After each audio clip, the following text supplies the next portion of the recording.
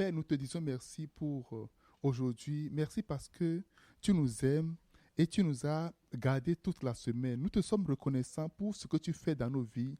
Sois glorifié, sois honoré au nom de Jésus. Amen.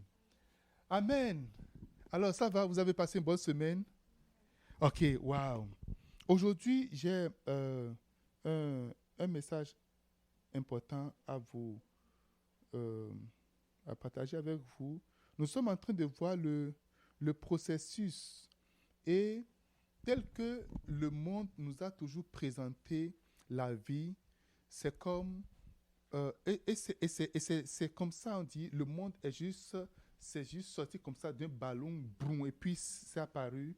euh, euh, ou encore l'homme, c'est pas évolution que l'homme a été fait, mais nous savons que Dieu a créé le monde. Et dans la création, Dieu ne s'est pas levé un jour pour créer le ciel, la terre, les hommes, les animaux, tout au même jour. Mais Dieu a fait quoi? Il a créé le monde entier par processus. OK? Et tout ce que Dieu veut faire, ça passe par un processus. Quelqu'un dit le processus. Dans les semaines passées, on a vu le processus du temps, on a vu le processus euh, euh, de quoi encore? De la dépendance totale, on a vu le processus de la persévérance. Aujourd'hui, nous allons voir le processus de la fidélité. Quelqu'un dit fidélité. Dis encore fidélité. Je ne t'entends pas dire fidélité.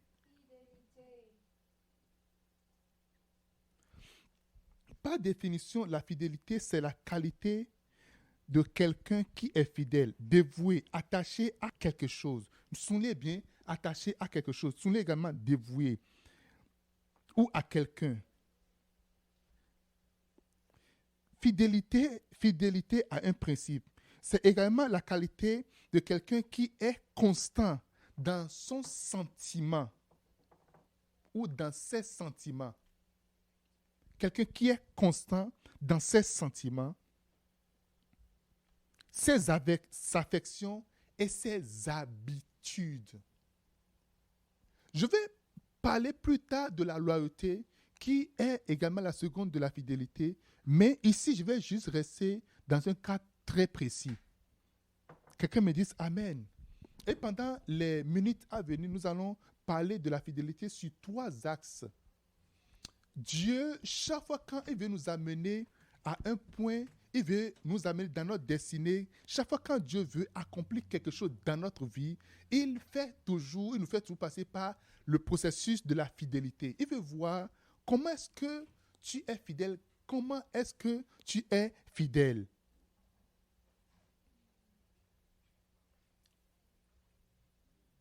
Dieu ne voit pas nécessairement celui qui est talentueux. Dieu ne voit pas celui qui est qualifié. Mais Dieu qualifie ceux qu'il choisit. Et dans ce processus de qualification, Dieu passe tout le monde qu'il veut élever par le test de la fidélité. Et lorsque il veut te passer par le test de la fidélité se reconnaît véritablement dans les lieux les plus secrets. La fidélité, ce n'est pas quand tout va bien, ou tu as prouvé ou as montré à tout le monde tout, mais la fidélité, ça va juste au-delà de ça, même quand tu es sans surveillance apparente. Parce qu'il n'y a rien qui soit caché sous ce soleil.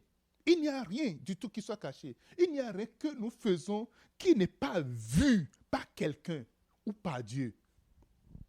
Il n'y a rien du tout.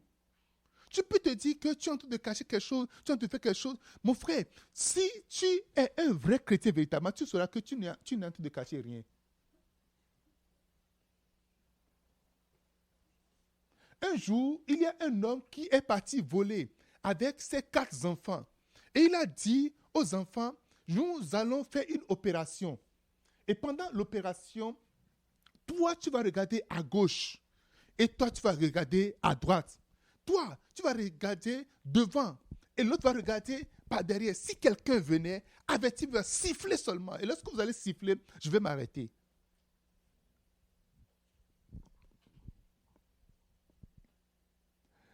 Et le plus jeune garçon a dit, papa, nous sommes 4 à regarder à gauche, à droite, devant et derrière. Mais celui qui est en haut, qui va le surveiller? Qui va surveiller celui qui est au-dessus de nous? Alléluia. Qui va surveiller celui qui nous regarde au-dessus? Qui nous regarde au-dessus? Qui va le surveiller? Frère, il y a une surveillance aérienne. Il y a une surveillance surnaturelle. Et je vous dis, je crois au surnaturel. Et je ne vais pas vous le cacher. Je crois véritablement aux choses invisibles. Je crois que ce que nous voyons avec nos yeux physiques sont juste une petite partie des choses spirituelles qui existent. Et nous devons nous mettre dans la tête que tout ce que nous faisons, et même ce n'est pas seulement ce que nous faisons, mais ce qui nous motive à faire ce que nous faisons également est vu. Alléluia. Pas seulement ce que tu fais, ce qui te motive à faire ce que tu es en train de faire est également vu. Ta pensée est vue. Ou encore, tes pensées sont vues. Tes émotions sont vues. Les choses que la science ne peut pas définir sont vues. Quelqu'un me dise Amen. Je ne t'entends pas. Dis-moi un bon Amen. Je peux entendre au moins ton Amen. Amen. Alléluia. Et donc, nous allons commencer notre voyage avec la fidélité dans les petites choses. Luc chapitre 16, verset 10.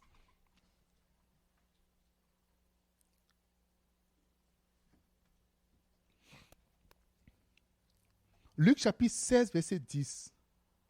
Celui qui est fidèle dans les moindres choses l'est aussi dans les grandes. Et celui qui est injuste dans les moindres choses l'est aussi dans les grandes. Je pouvais penser que l'infidélité est le contraire ou l'opposé de la fidélité. Mais Jésus n'a pas dit celui qui est infidèle ou celui qui n'est pas fidèle. Il a dit celui qui est injuste. Cela signifie que celui qui n'est pas fidèle est injuste. Jésus pouvait dire celui qui est infidèle ou celui qui n'est pas fidèle dans les moindres choses. Dans les moindres choses. Mais il dit celui qui est fidèle par rapport à la fidélité. Mais pour donner l'opposé, il a choisi le mot injuste. Celui qui n'est pas fidèle est injuste. Chaque fois quand Dieu veut te confier quelque chose, il te confie toujours les petites choses. Tu veux être grand, tu vas commencer par être petit. Commençons par voir la nature de la création, tout ce que Dieu a créé. Les bébés, on ne naît pas grand. Je ne suis pas, il y a des années, je n'ai pas cette taille que j'ai.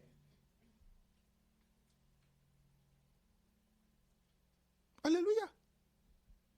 Il y a 15 ans, ma fille n'avait pas la taille qu'elle a aujourd'hui. Elle était bébé. Comme ça, on la gardait comme ça.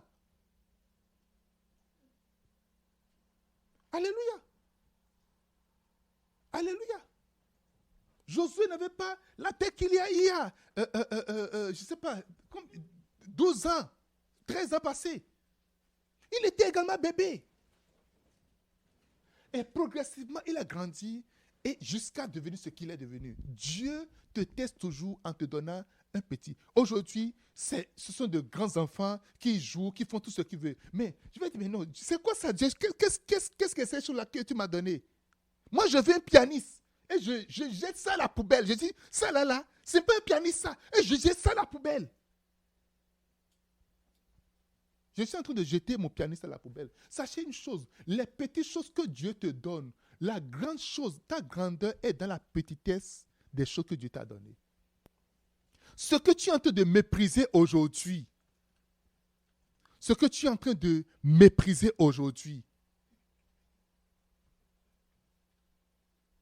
porte la chose dont tu as besoin demain. Ce que tu prends comme insignifiant aujourd'hui, que tu n'as aucune considération, aucun respect aujourd'hui, porte ce que tu es en train de convoiter actuellement. Ce que les autres ont et tu désires ardemment, tu veux avoir. Ce que tu as, porte cela. Beaucoup de gens viennent au point où Dieu veut les élever. Mais Dieu les positionne quelque part. Il les teste avec de petites choses. Des choses qui n'ont pas de valeur. Apparente. Quand je dis valeur apparente parce que tu ne peux pas définir la valeur de quelque chose si Dieu ne définit pas ça. Vous avez, on dit, les enfants, on a porté les enfants devant le Seigneur, on dit, oh, venez, les enfants venaient, mais les grown-up, les disciples, non, allez-vous-en, non, faut pas, nous sommes en train de faire les choses sérieuses tout à l'heure ici. Nous sommes en train de faire les choses sérieuses. Et Jésus a dit non. Amenez-moi les petits enfants, ne les empêchez pas parce que le royaume des cieux, c'est pour eux. Quelqu'un dit amen. Tout à l'heure, j'étais avec les petits enfants, j'étais avec la toute petite fille, qui a quel âge? 5 ans. Et on était en train de prier. Je lui parlais du surnaturel. Donc, comment est-ce que Jésus va se révéler? Je dis, ferme-les, close your eyes. Et puis, Jésus va se révéler. Et lorsque moi, j'ai fermé les yeux jusqu'à... Moi, j'ai juste vu quelque chose de blanc comme ça. Et à la fin, il dit, mais qu'est-ce que tu as vu? Il dit, yes, I saw Jesus. Tu as vu Jésus? Il dit, oui. J'ai dit, really? Il dit, oui. Il dit, qu'est-ce qu'il t'a dit? Elle a dit exactement. Je voulais changer. Elle a dit, non. Il m'a dit telle chose. Alléluia. Quelqu'un dit amen. Et maintenant, qu'est-ce qu'il a porté? Il m'a dit, il a porté du blanc.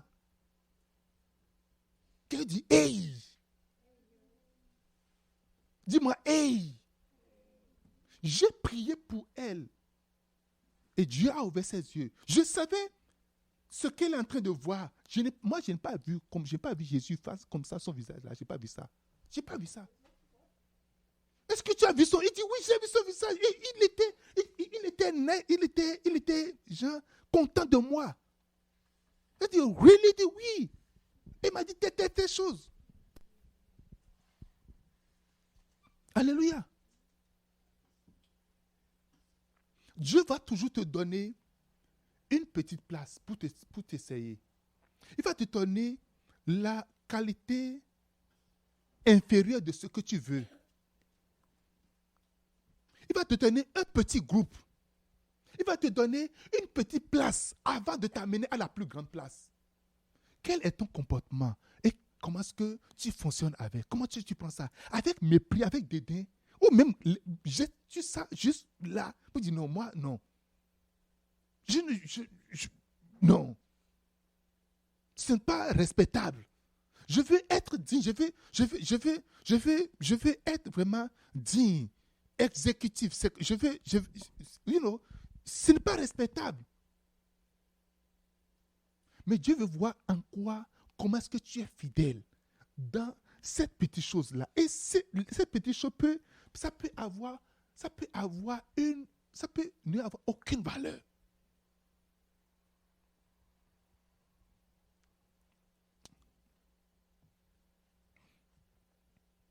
Joseph, avant de devenir Premier ministre,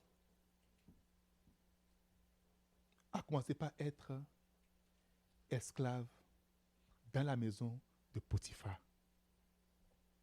Joseph doit gouverner toute l'Égypte. Mais on le met dans une maison où il doit apprendre à gouverner une maison d'abord. Gouverner les gens de la maison. Alléluia. N'oubliez pas la définition de la fidélité que je vous ai donnée tout à l'heure. Ça, c'est la définition de Larousse. OK? Il dit quoi? Qualité de quelqu'un qui est constant dans ses sentiments, ses affections et ses habitudes. Voici maintenant. Joseph, dans la maison de Potiphar, un gars très beau, très très beau. La beauté, c'est là. Si on faisait des mystères en ce moment, peut-être que c'est lui qui serait le mystère mondial. Il était beau. Vous savez, l'onction rend beau. Hein? Si tu es oint, ça te rend beau. Tous ceux qui sont oint, tu vas voir que les filles sont toujours derrière. Toujours, tout le monde veut avoir ça. Ça attire. Prends un chrétien né de nouveau ou bien un vrai serviteur de Dieu à son âge et prends quelqu'un qui ne connaît pas le Seigneur, mais qui est également, qui a un niveau donné. Prends les deux. La dernière fois, les gens ont comparé Joyce Meyer et quelqu'un, que je ne vais pas citer le nom, ils ont mis leurs deux photos ensemble. Il n'y avait pas photo. Alléluia. Alléluia. Les deux ont un même niveau. On ne peut pas dire, oh Dieu, parce qu'elle est riche. Les deux ont le même niveau, peut-être de richesse ou bien l'autre plus grande. Mais on a comparé les photos. Il y a une gloire sur la vie de ceux qui sont oints et de ceux qui sont attachés au Seigneur. Parce que la gloire qui est sur le Seigneur sera attachée à toi naturellement quand tu es attaché à lui. Et je fais cette parenthèse. Joseph il était attirant. On lui a confié, Dieu veut lui confier toute une nation, mais il lui confie d'abord une maison. La femme de Potiphar a vu Joseph et dit non, ça, non. Son cœur est attaché à la beauté de Joseph. Elle était malade à un moment donné. La dame était malade. Elle maigrissait. Les gens disent, mais Madame Potiphar, qu'est-ce qui se passe? Qu'est-ce qui se passe avec toi? Qu'est-ce qui se passe? Tu es en train de dépérir comme ça. Elle dit, je ne vous dirai pas, mais je vais vous le montrer. Je ne vais pas ouvrir ma bouche pour vous dire quelque chose, mais je vais vous le démontrer. Madame Potiphar a organisé une fête à la maison. Elle a invité toutes ces femmes-là, qui sont ses collègues, elle les a invités tous. Et Joseph était au service. Torse nu. Je ne sais pas quelles sont les caractéristiques en vent. Si c'est aujourd'hui, tablette de chocolat.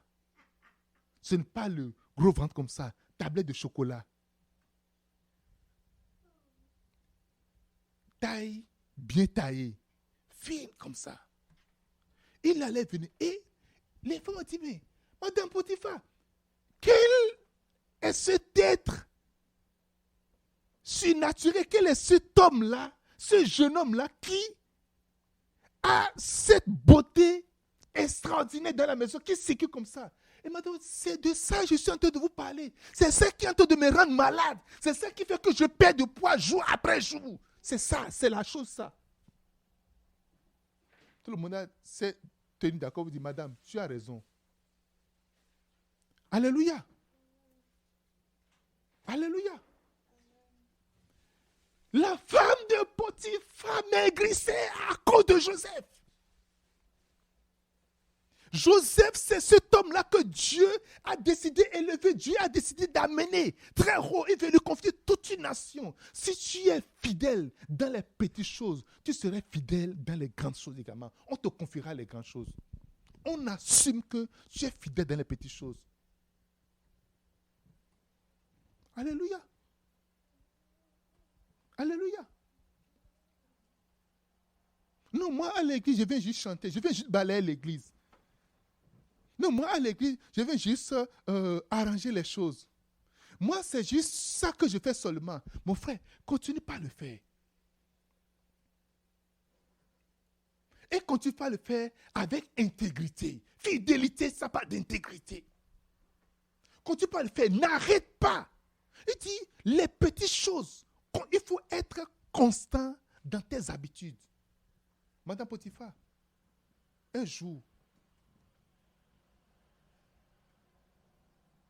pendant que personne n'était là, il y a eu un débordement au niveau du Nil. Tout le monde était parti. Et voici maintenant ce qu'elle a tellement convoité.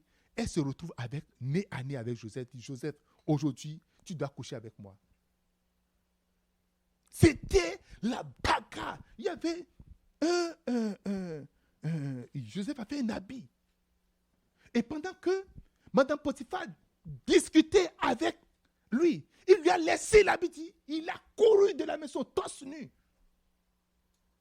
Et la dame a vu que, avec cette histoire-là, le problème sera éclaté.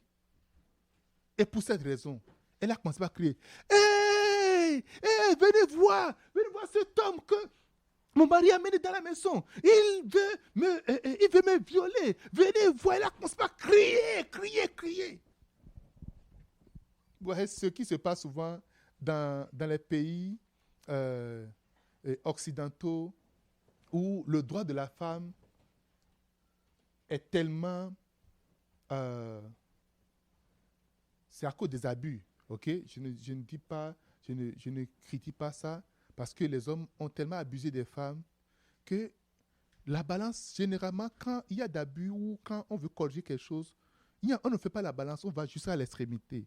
Quand une femme et un homme se battent, on vient, c'est l'homme qu'on prend directement, on attache l'homme. On ne va pas savoir. C'est tout comme ça. Ça s'est passé avec un de mes amis.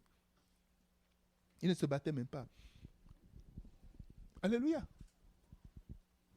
Alléluia. Et donc, la femme a toujours raison. Tout le monde est venu. On a dit, Joseph. Généralement, quand les gens sont aimés, parce que Joseph était aimé par Potiphar, certainement il y avait des esclaves là avant l'arrivée de Joseph. Quand tu t'exhibes ici, là, voici ton jour. C'est que même des gens peuvent savoir très bien que Joseph est innocent. Mais ils vont dire, c'est pas moi.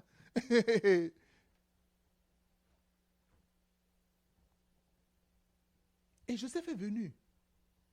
Potiphar lui a posé la question, il dit non, je n'ai pas fait, je n'ai rien de tout là. Regardez ce que Joseph a dit. Écoutez, lisez un peu. Et Genèse chapitre 39, verset 9. Il n'est pas plus grand que moi dans cette maison. C'est-à-dire, on m'a donné la grandeur de tout chose. J'ai le droit sur tout. Lorsque tu as le droit sur tout, qu'est-ce que tu es capable de faire? On m'a donné la grandeur de tout. Ok? Regardez. Il dit, il ne m'a rien interdit, excepté toi, parce que tu es sa femme. Comment ferais-je aussi grand mal et pécherais contre Dieu?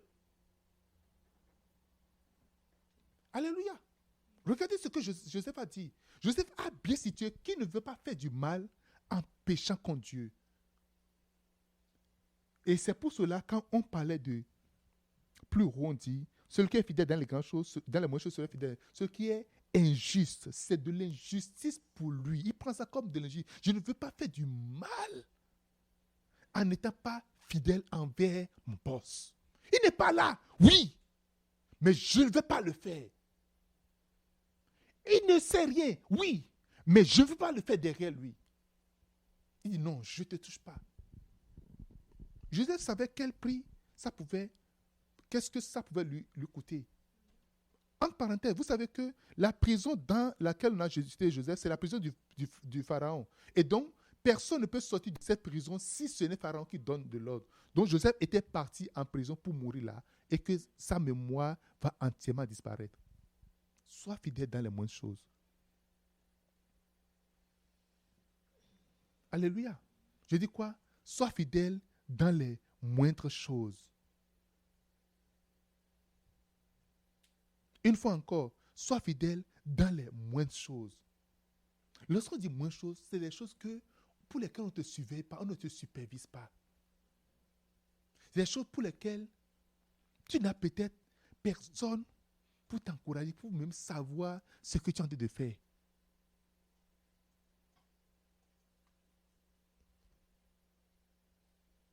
Quelqu'un dit Amen. Quelqu'un dit Amen. Joseph dit non, je veux être fidèle dans cette petite chose. Il considérait ça comme une petite chose qu'il a été confiée. Beaucoup de gens meurent dans la maison de Potiphar parce qu'ils ne sont pas prêts à être fidèles dans les moindres choses. Regarde la position où tu es aujourd'hui. Regarde cette position-là. Tu es à une position tu es à une moindre position. Tu n'as pas idée du plan que Dieu a pour toi. Tu n'as pas idée de là où Dieu veut t'amener. Tu n'as pas idée du programme, de ce que Dieu a prévu en train de cuisiner pour toi. Que Dieu ouvre tes yeux, que tu puisses voir là où il veut t'amener dans la vie. Même quand on voit l'impossibilité, on voit que non, rien d'apparence n'est possible. Un esclave, un pauvre esclave dont on ne connaît pas le père ni la mère, qui va se retrouver dans un pays. Toi, tu es dans ce pays, tu ne es pas esclave. Et tu penses que les choses ne vont pas marcher pour toi. Tu te trompes. Alléluia. Et quand on a un petit boulot, on s'accroche, on est là, on met le boulot au-dessus de Dieu. C'est tout ce qui concerne Dieu, on met ça de côté. Ah, hey, pasteur, c'est mon travail. Hein? Pasteur, vraiment, je vais venir. Il ne faut pas t'inquiéter. Je vais venir. Quand le travail finit maintenant, là, je vais commencer l'église. Je vais commencer. Alléluia. Alléluia. C'est le temps. Alors que Dieu a une nation à te donner. Dieu a une région à te donner. Dieu a des peuples à te donner. Dieu a des entreprises à te donner. Dieu ne veut pas te donner de boulot, mais il veut faire de toi un chef d'entreprise. Mais comment est-ce que tu te comportes, tes habitudes, pendant que tu as ce petit salaire de, c'est pas $80,000, bien $100,000, pendant que tu as ce petit salaire qui circule et tu penses que tu as quelque chose. Dieu ne veut pas juste que tu t'arrêtes là. Dieu, ce n'est pas ça son plan pour toi. Ce n'est pas ça son plan pour toi.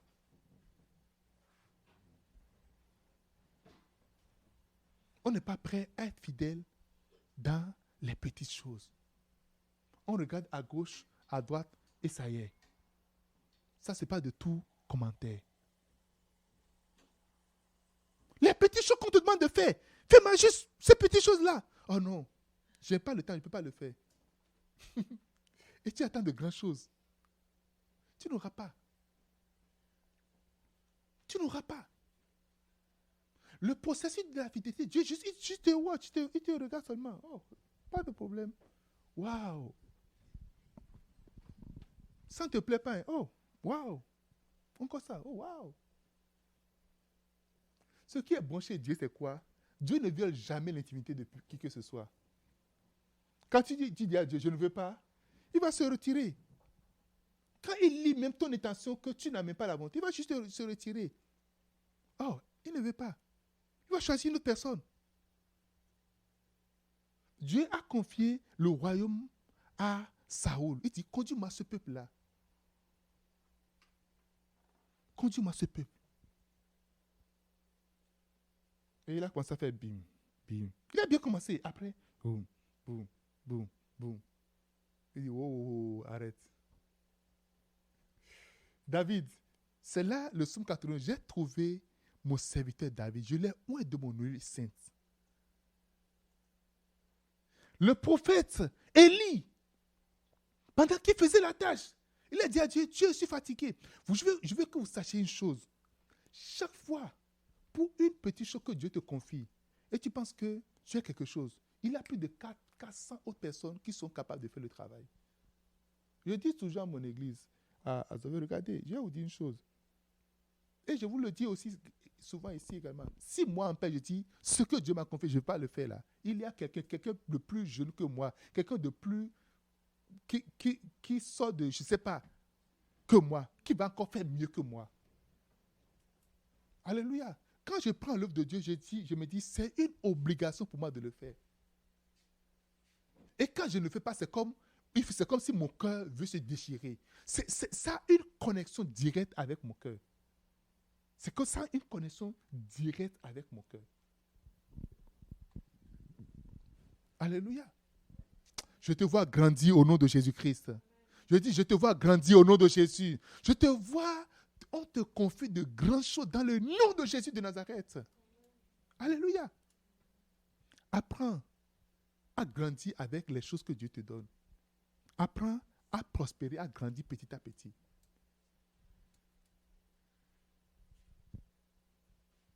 Quand on est prêt à te donner, je ne sais pas, mettre de l'argent, oh, tiens, tel montant, il faut juste have it. Hein? Et on est content de dire, ouais, il faut aller. Vous savez, le système du monde met les gens en esclavage. Je vais venir peut-être là-dessus bientôt tout à l'heure. Je vais avancer. Deuxième niveau de fidélité. La fidélité dans les choses autrui. Dans les choses d'autrui, pardon.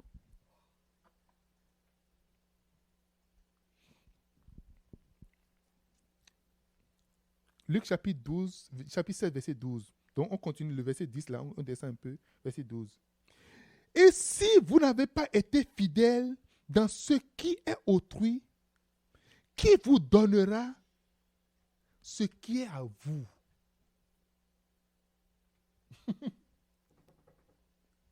Si tu n'as pas été fidèle à ce qu'on t'a confié, ce n'est pas à toi. Ce n'est pas ton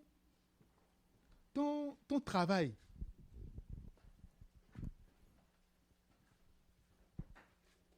Ce n'est pas ton travail. Ce n'est pas ta maison, ce n'est pas ton ministère. Alléluia. C'est pour une autre personne.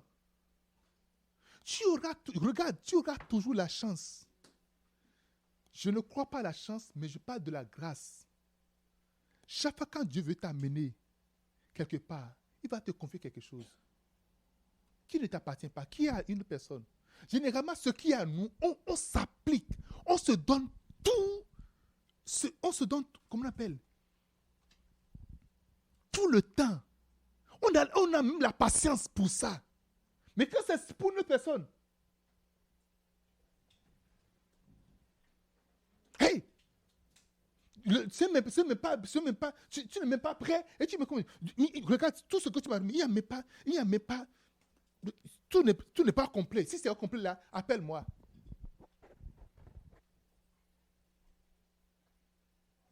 Alléluia. Nous méprisons ce qui n'est pas à nous.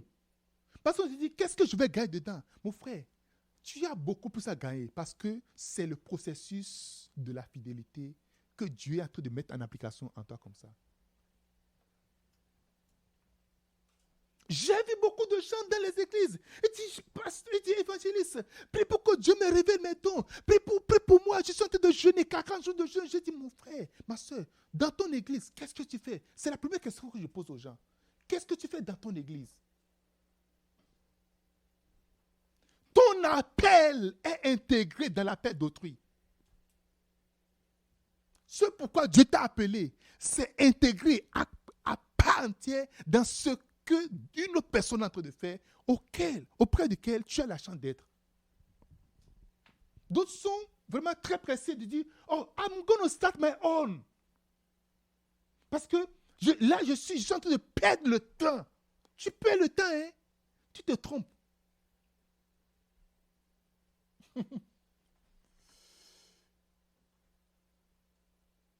Tu peux bâcler ça, hein? Ok, bâcle ça.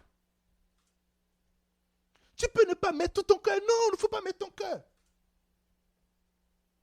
Le truc est que lorsque tu es habitué à ne pas mettre ton cœur dedans, lorsque tu serais dedans pour toi, mais tu ne mettras jamais ton cœur dedans. C'est ça en fait le truc.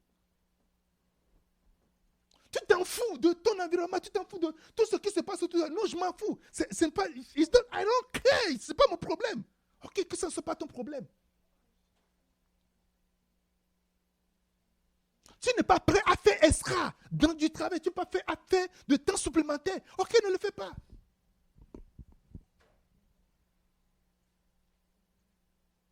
Écoute, c'est 8 heures de travail qu'on m'a donné. J'ai fait mes 8 heures. That is it, that is that.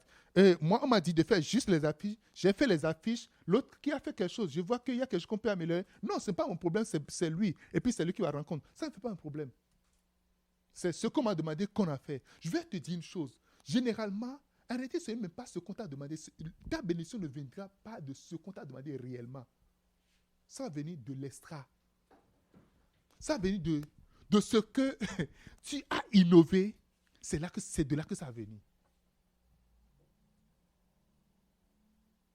Alléluia. Nous méprisons ce qui n'est pas à nous. Quand je vais commencer mon propre truc, je vais vraiment me mettre dedans et je vais me lever à 5 heures. Tu n'as pas habitué, les 10 dernières années, tu n'étais jamais habitué à te lever à 5 heures. Et c'est un matin que tu vas commencer par te lever à 5 heures. Tu te trompes. Tu vas dire, on dit, l'habitude, c'est quoi? C'est une seconde nature. Tu négliges, tu es négligent. Tu ne veux pas, tu dis, oh non, je veux pas. Et parce qu'en ce moment-là, on s'efforce à faire quelque chose d'autre pour dire que ça, c'est ce que je sens de ce que j'aime le plus. C'est ce que j'ai envie de faire. Ça, c'est ma chose, ça. Tu es en train de te tromper. Parce que tu auras le temps va venir. Tu auras tout le temps pour ta chose. Et tu vas voir que tu ne vas jamais réussir à le faire. Alléluia. Tu verras que tu ne vas jamais réussir à le faire. Parce que tu ne t'es pas donné cette habitude-là. Tu ne t'es pas donné l'habitude de faire avec diligence. L'habitude de faire avec attention. L'habitude de faire avec tout ton cœur. Tu ne t'es pas donné cette habitude-là.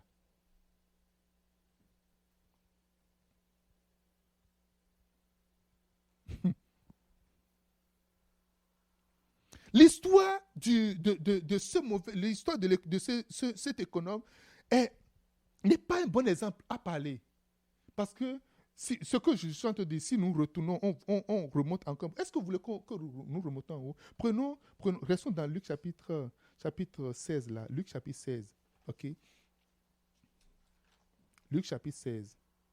Est-ce que vous êtes là? Allô? Vous êtes connectez-vous avec moi. Il faut vraiment être connecté avec moi. Et nous allons ne débarquez pas. OK? Vous êtes avec moi? Est-ce que vous êtes avec moi? OK, parfait. Luc chapitre 16. Un homme riche avait un économe. Je commence à partir du premier verset. Avait un économe qui lui fit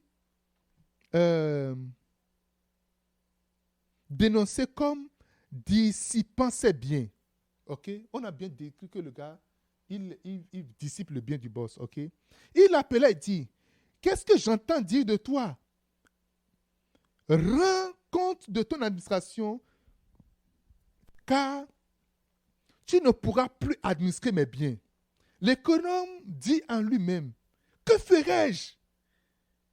Puisque mon maître m'ôte l'administration de ses biens, traverserai-je la terre?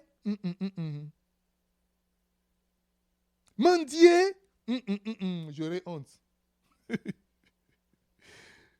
Je sais ce que je ferai pour qu'il y ait des gens qui me reçoivent dans leur maison quand je serai destitué de mon emploi. Et en faisant venir chacun des débiteurs de son maître, il dit au premier, combien dois-tu à mon maître? 100 mesures d'huile, répondit-il, et dit, prends ton billet, assieds-toi, vite, et écris 50. Il dit ensuite à l'autre, et toi, combien dois-tu? 100 mesures de blé. Il lui dit, prends ton billet et écris 80. Le maître loua, écoutez, le maître, c'est en réalité. C'est pour ça que je vous disais tout à l'heure, ce que nous faisons, il n'y a rien que nous faisons qui soit caché là. Ça, on dit, le maître loua l'économe infidèle de ce qu'il avait agi prudemment.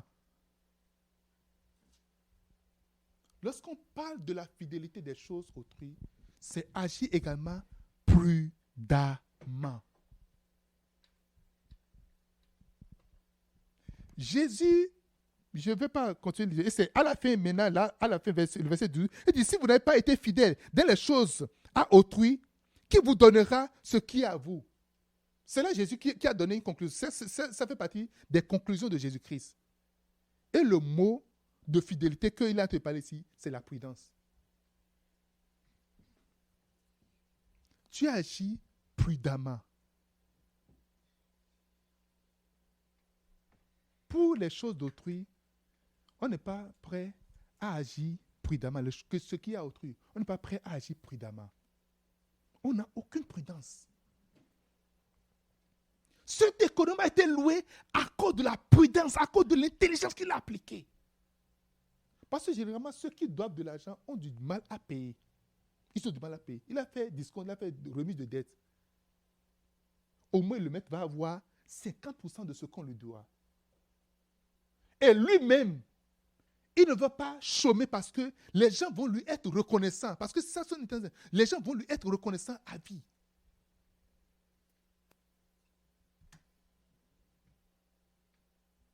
Ta capacité d'agir prudemment dans la gestion des choses autrui est le test de ta qualification.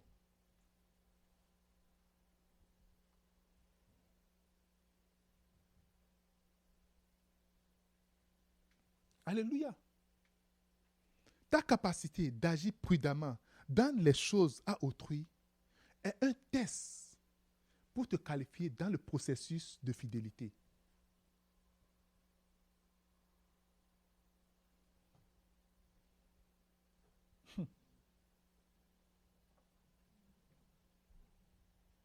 Si c'est pour l'église, je vais voyager, je resterai dans la classe affaires ou first class. Mais si c'est pour moi-même là, classe économique, derrière, à côté des toilettes. Alléluia. Parce que l'église a de l'argent, ben écoute, après tout, c'est la mission, c'est l'église quand même. Hein. Si toi, tu veux voyager, tu es toujours dans la classe économique. Mais si c'est pour l'église, classe affaires. First class. Si tu as l'habitude de voyager en first class, il n'y a pas du tout de problème pour ça.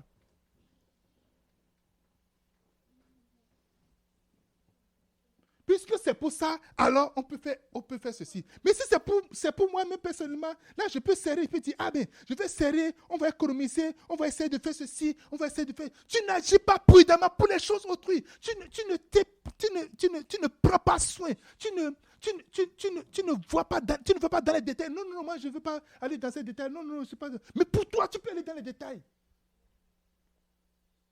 On t'a confié des enfants autrui. Tu ne veux pas savoir si les enfants ont faim ou pas. Ça ne te regarde pas. Ce n'est pas un problème pour toi. Et tu viens avoir tes propres enfants, tu n'auras pas. En réalité, c'est ça le problème. Parce que tous les enfants qui sont au ciel, on va dire, bon, ils vont partir dans cette... si on va là-bas, on a faim. Parce qu'ils ne s'occupent pas. Il y a d'autres enfants qui sont partis. Ils ne s'occupent pas ils ne s'occupent pas de... Joseph était en prison. En prison pour quelque chose qu'il n'a pas fait. Où il a toutes les raisons où matin, midi, soir en train de se plaindre, de se lamenter, de maudire, de dire des choses à tout moment, matin, midi, soir. Dis, c'est à cause de la femme de Potiphar que je suis là, je suis ici. Parce que j'ai été fidèle. Et c'est pour cela, beaucoup de gens, leur vie change à cause de la justice. Parce que tu as été juste, ta vie va changer entièrement. Parce que maintenant, là, il faut que je sois injuste maintenant. Mon frère, tu es en train de perdre en fait. C'est toi qui es en train de vendre ton avenir. Tu es en train de vendre ta destinée. Nous sommes en train de parler de comment est-ce que nous pouvons rentrer dans notre destinée prophétique. De comment est-ce que nous pouvons rentrer dans ce que Dieu a prévu pour nous. De comment est-ce que nous pouvons saisir et posséder notre possession. Ça prend un processus.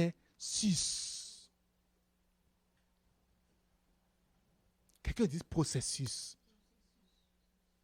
Joseph était en prison.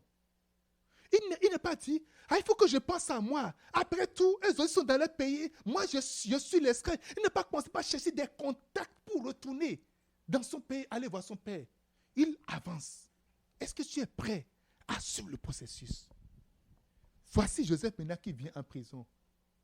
Personne ne l'a nommé chef des prisonniers. Mais il a pris la charge de commencer par faire le travail que le boss, le régisseur de prison, le travail que il a pris la charge de commencer par faire ce travail-là. Il prenait soin des prisonniers comme lui. Il n'a pas perdu son temps. Mon frère, le temps que tu perds sur toi, c'est du perte de temps. Je vais te dire une chose. Tous ceux qui ont été en avant, tous ceux qui sont rentrés dans leur destinée réellement, ont toujours été fidèles dans les choses qui appartiennent à autrui. Vous savez quoi? Pourquoi David est devenu roi? David a tué Goliath, vous savez ça, non? Oui, David a tué Goliath. Regardez l'idée. Généralement, quand tu as des idées biscornues, des idées de mauvaises idées en toi, tu mets fin à ta destinée en réalité. Lorsque David est en face de Goliath, si Goliath gagne la guerre, c'est que Saoul, son règne allait s'arrêter. Parce qu'on va siéger, on va déporter Saoul, ou bien on va le tuer, et c'est fini. David était déjà un roi. Il était déjà celui qui va être le prochain roi. Donc, il lui suffit de rester juste, même s'il a la capacité de tuer Goliath, de laisser que Saoul soit tué pour qu'il devienne maintenant roi après officiellement. Parce qu'il a été déjà un peu de roi. Il est venu pour tuer Goliath. Et en tuant Goliath, il a prolongé le règne de celui qui est à un poste pour lequel lui, il doit accéder. Je dis souvent aux gens qui travaillent, ta capacité de monter, c'est quoi? Commence à faire le travail de ton patron. Fais tout pour pousser ton patron plus haut. Fais tout pour pousser ton patron plus haut. Ne fais pas tout pour le descendre, ne fais pas tout pour sortir ses erreurs, ne fais pas tout pour montrer qu'il est incapable, il n'est rien. Fais tout pour pousser ton patron plus haut. Ça, c'est l'intelligence que le Seigneur donne à ses enfants. Les fils du monde veulent tirer. En tirant celui qui est en haut de toi, en le tirant vers le bas, tu vas aller plus bas en réalité. Ce n'est pas le nouveau patron qui viendra te nommer. Qui est ton patron actuellement? Fais tout ce que son cœur désire. Fais tout ce qu'il veut. Fais tout pour améliorer son image. Ne cherche pas à te positionner. Fais tout. Oh non, moi-même, et ceci. Ne cherche même pas, n'y pense même pas. Ni réfléchis même pas. Fais tout pour améliorer cela. Fais tout pour l'élever. Élève-le. Si ton patron est gestionnaire, fais tout pour qu'il devienne directeur s'il veut l'être. Tu verras que tu vas prendre la peau de gestion. Joseph dans la prison. David, il a fait la même chose. Il a fait tout. Et vous savez quoi? Lorsque David a fait tout ça là, de l'onction jusqu'au royaume où il a été établi, ça lui a fait 25 ans de prolongement. Généralement, on veut balayer le boss qui est là pour prendre la place. C'est comme ça. On veut faire coup d'état, on va le balayer, puis on va prendre. C'est qu'il est en train de me perdre. Dieu m'a dit, dans mon... Je sais que Dieu m'a dit que ça, c'est ma place là. Il a été d'usurper ma place.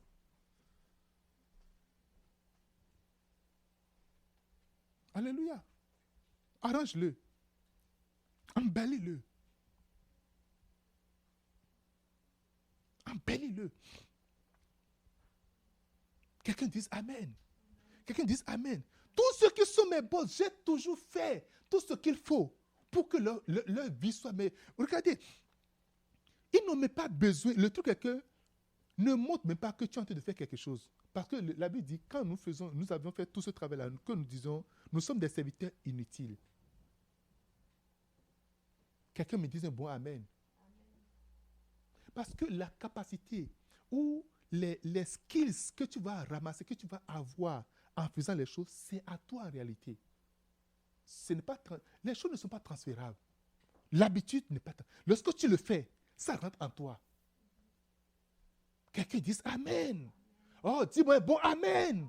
Dis-moi un très bon Amen.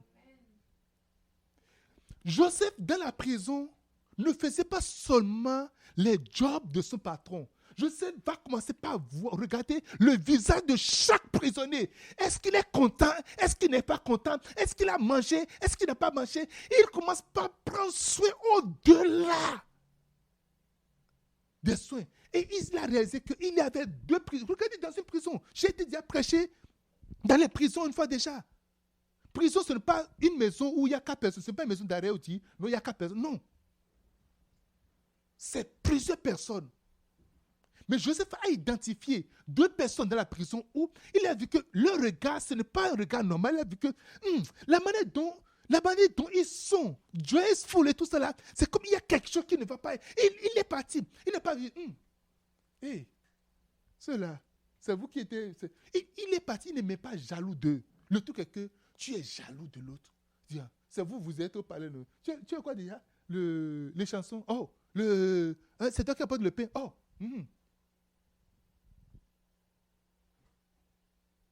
Ah, pour vous c'est bon. Pour vous c'est bon. Moi je suis ici, innocemment. Il n'est pas là à déprimer, à stresser. Ce qui te déprime, il faut laisser tomber. Laisse ça tomber. Laisse ça. Mets ça de côté.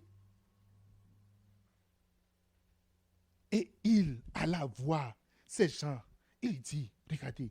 Et Joseph, étant venu le matin vers eux, les regarda et voici, ils étaient tristes. Comment savoir que quelqu'un, parmi tous les, comment identifier? Ils connaissaient chaque prisonnier. Ils étaient tristes.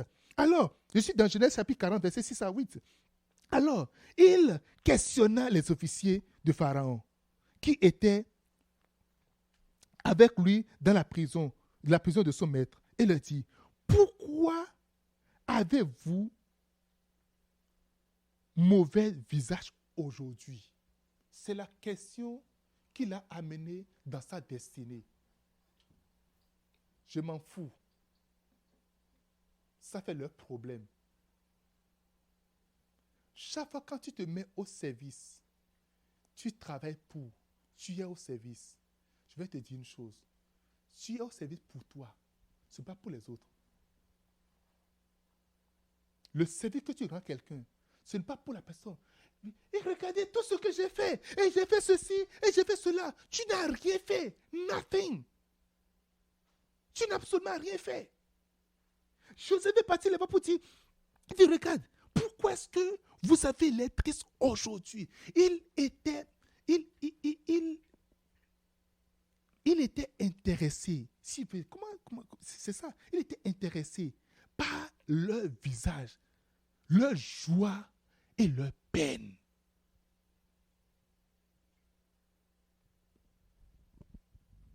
Pourquoi est-ce que c'est comme ça? C'est la question qui a tout déclenché. Celui qui apportait du vin, les chansons du roi, a raconté son rêve. Celui qui apporte le pain également a raconté son rêve.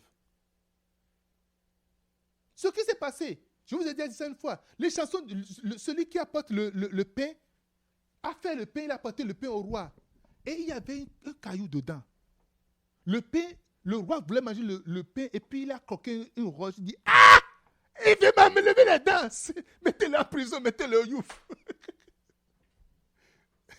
Alléluia.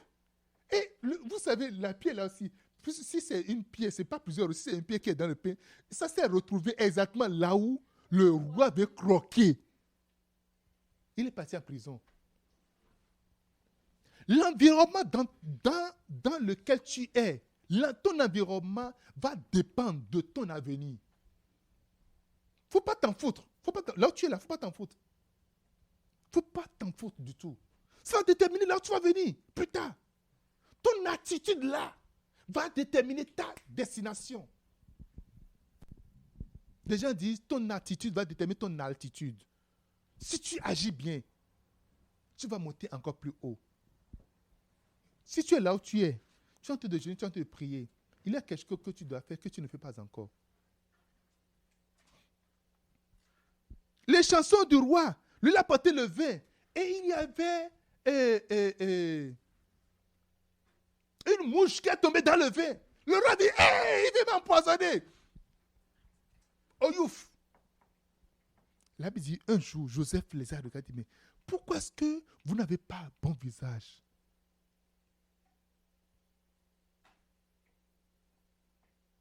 pourquoi est-ce que c'est comme ça?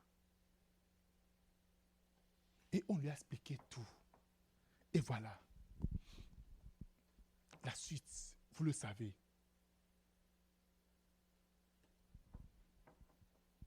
Ta prochaine destination, je dis, ta prochaine destination dépend de ton aujourd'hui, de la fidélité dans l'usage ou dans la gestion des choses autrui.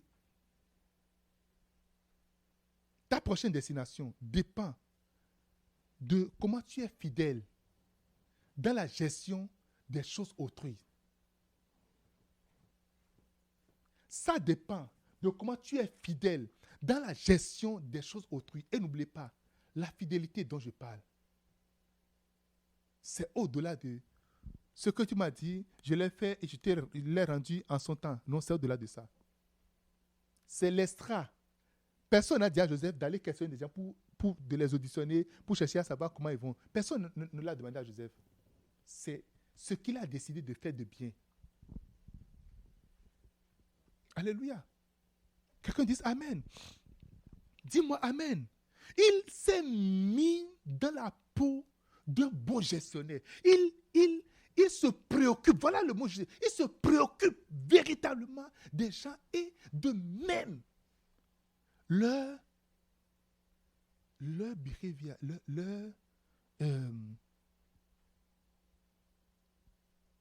leur joie, leur tristesse, leur peine, il se préoccupe vraiment de ça. Et Dieu dit, oh waouh, là, je peux te confier toute la nation. Tu vas te préoccuper de leur ventre. Tu vas te préoccuper de ce qu'ils vont manger. Tu vas te préoccuper de leur nourriture. Tu vas te préoccuper de leur vie. La nourriture, c'est la vie. Les gens commencent à mourir quand ils manquent de nourriture. Tu vas te préoccuper des gens. José s'est préoccupé des prisonniers et particulièrement de 2 personnes. Et Dieu dit, ça c'est déjà bon pour toi. Je vais te donner. Il a essayé dans une maison les petites choses. Maintenant, il vient maintenant à autre chose. Ici, ce n'est pas lui le régisseur. Il sait improvisionner le régisseur. Il n'a pas summaché le régisseur pour prendre sa place, mais il est resté en dessous de lui pour faire tout ce qu'il doit faire. Le régisseur était content, il se reposait tranquillement. Est-ce que tu es prêt à faire ce que ton patron doit faire et lui donner du repos? Parce que lorsque tu viens à ce niveau-là, tu serais qualifié à faire exactement ce que tu es qualifié à être patron en réalité. Alléluia. Tu veux avoir your own thing, tu veux avoir tes propres idées, tu veux avoir tes propres choses là. Si tu ne travailles pas dans l'idée d'une autre personne, comment est-ce que tu vas savoir? Tout se transmet. Je veux vous dire une chose. On reçoit, c'est des transactions, c'est des transferts. C'est toujours des transferts qui se font dans la vie. La vie est faite de transferts. Et si tu n'ouvres pas les yeux pour voir, pour profiter, si tu n'ouvres pas les yeux pour saisir véritablement, si tu n'ouvres pas les yeux pour voir le temps, pour voir la saison, tu n'ouvres pas les yeux, tu vas rater ta destination finale.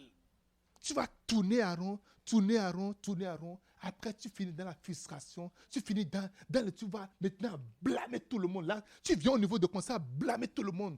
Et tu vas rester. Oh, c'est la femme de Potiphar. Non, si mes frères, mes propres frères ne m'ont pas vendu, est-ce que je serai ici? Et si mes propres frères ne m'ont pas fait ceci, est-ce qu'ils m'ont vendu comme esclave? Est-ce que je serai ici?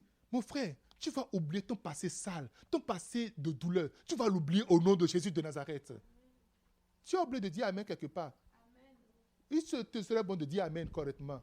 Je dis, tu vas oublier ceux qui t'ont creusé, qui t'ont creusé des trous sous les pieds. Tu vas oublier ceux qui t'ont abandonné. Tu vas oublier ceux qui t'ont fait du mal. Tu vas les oublier parce que le jour va venir, tu vas dire, vous l'avez fait, mais Dieu l'a transformé en bien. Je vais vous dire une chose, ta vie ne dépend jamais d'un homme. Ta vie ne dépend jamais, et ça ne dépendra jamais d'un homme. Non, c'est mon père. Et si ce n'est pas mon père, et mon père m'a fait ceci, mon père ne m'a pas donné à manger correctement, et ma mère n'a pas fait ceci, et mes enfants n'ont pas fait ceci, et c'est ceci, et c'est cela. Et tu restes là à blâmer, à blâmer, à blâmer. J'écoutais aujourd'hui, Bishop a dit, il y a une étude qui a prouvé que les pauvres sont responsables de leur pauvreté. Alléluia. Les pauvres sont responsables de leur pauvreté. Il dit, pourquoi est-ce que les gens préfèrent envoyer des millions de dollars en Ukraine pour tuer les gens que d'envoyer ces millions en Afrique pour qu'ils sortent de la pauvreté. Parce qu'ils savent que l'argent envoyé là-bas ne les sortira jamais de la pauvreté. On a vu le temps de l'apartheid. On a vu, à ce moment, dire non, c'est les Blancs, ils ont pris tout ce qui est à nous. On a chassé, on a arrêté l'apartheid, on a fait tout. Aujourd'hui, est-ce que la condition de ceux-là a changé? Non. Zimbabwe, un jour, on a donné, je ne sais pas, 24 mais 48 heures aux Blancs de tous vider le pays. Tout a diminué, même leur monnaie, jusqu'à aujourd'hui, a perdu sa valeur. Mon frère, arrête de te culpabiliser. Arrête de jeter de blâme sur qui que ce soit. Joseph est la personne la plus qualifiée à jeter de blâme. C'est telle personne, c'est telle personne. C'est ton attitude en fait. C'est ton attitude, c'est ton comportement. Et des fois, c'est des attitudes qui ne sont pas... Il n'y a rien écrit blanc sur noir. Vous pensez que dans le... si on donnait la description d'emploi à Joseph lorsqu'il était en prison, si on le nommait à un poste, on va le donner dans la description. Regarde le visage des gens qui sont contents, mais qui sont pas... Est-ce que ça va être écrit dedans? Jamais. Vous savez, je travaille dans les décisions.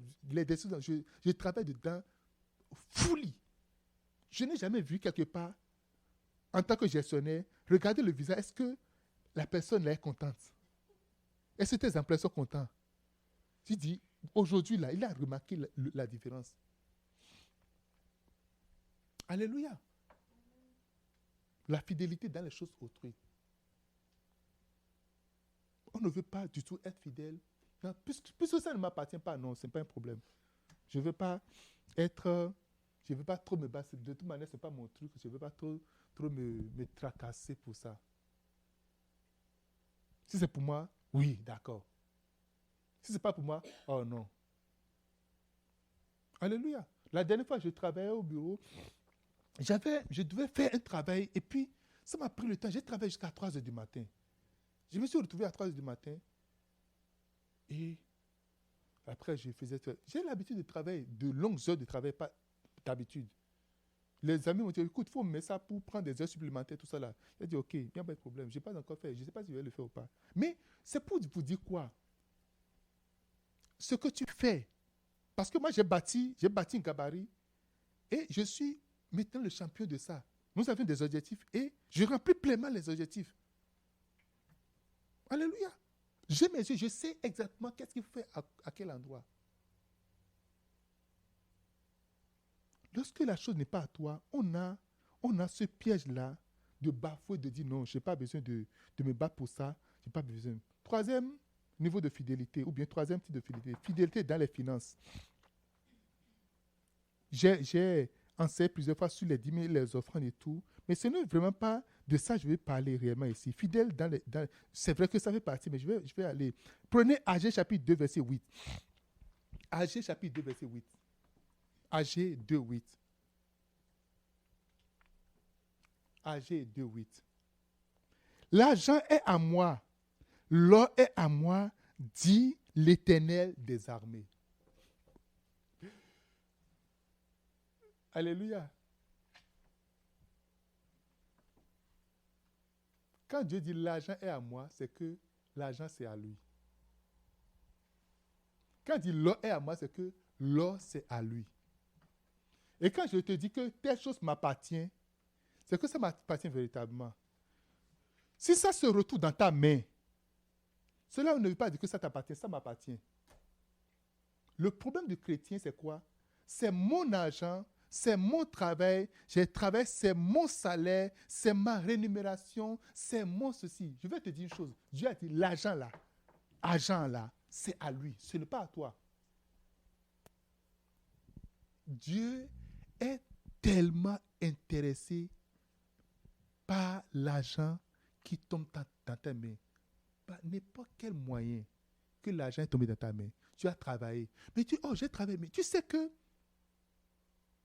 ce n'est pas tous ceux qui étudient qui travaillent. Est-ce que tu le sais? Je ne sais pas. Non, j'ai mon diplôme.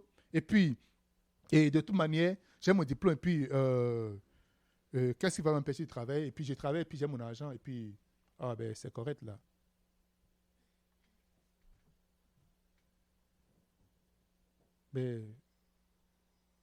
Mais je fais de ce que je veux mon argent. Hein. Hein? C'est ton argent. Hein?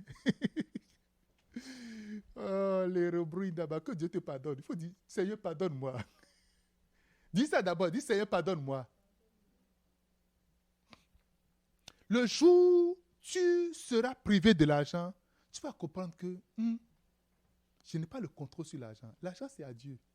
Et il peut faire circuler, il peut faire circuler l'argent dans ta maison, ou tu peux, toi, directionner l'argent ailleurs. Dieu a dit, l'argent, c'est à moi. Et quand ça tombe dans tes mains, il veut savoir comment tu gères l'argent qui est dans tes mains. Dieu a fait. Je parle de, si tu es chrétien, tu es croyant, tu m'entends aujourd'hui, je veux que ça soit clair dans ton esprit. Que Dieu, chaque dollar, chaque cents, chaque franc ou chaque livre que Dieu met en tes mains, c'est qu'il est concerné de comment est-ce que tu l'utilises. Il est quoi?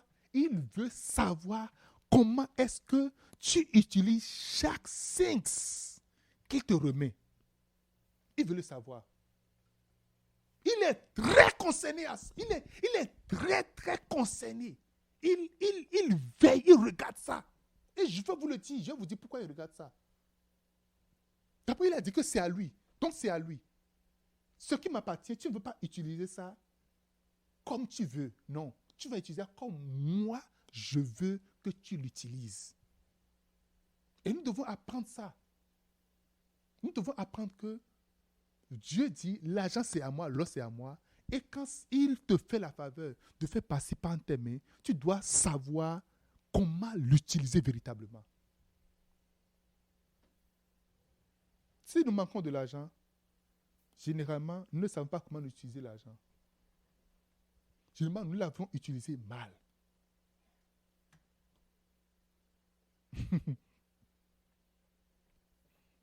Dieu est intéressé, même la banque dans laquelle tu vas déposer ton argent, Dieu est intéressé, il veut savoir dans quelle banque tu vas déposer l'argent. Parce qu'il y a des banques, lorsque tu déposes l'argent, tu ne vas plus jamais sortir l'argent de là. Il y a des banques, lorsque tu vas déposer l'argent, tu ne vas plus posséder cet argent jusqu'à ta mort. Parce qu'il y a des banques qui sont chargées de voleurs, qui sont chargées de teigne et de rouille, qui dévorent. Matthieu chapitre 6, versets 19 à 21. Ton cœur est dirigé vers le trésor, ton cœur est dirigé vers ton trésor. Et le lieu de ton cœur détient ton trésor détient ton cœur. Ton cœur est dirigé vers ton trésor. Et là où ton trésor est, ton cœur est là. Regardez ici. Jésus a dit clairement, n'amassez pas des trésors sur la terre où la teigne et la ruine détruisent, où les voleurs percent et dérobent. Verset 20, Matthieu chapitre 6, verset 19 à 21. Mais amassez les trésors dans le ciel, où la teigne et la ruine ne détruisent point, et où les voleurs ne percent ni ne dérobent. Et la conclusion dit, car là où est ton trésor, là sera également ton cœur. Là où est ton trésor, là également sera ton cœur.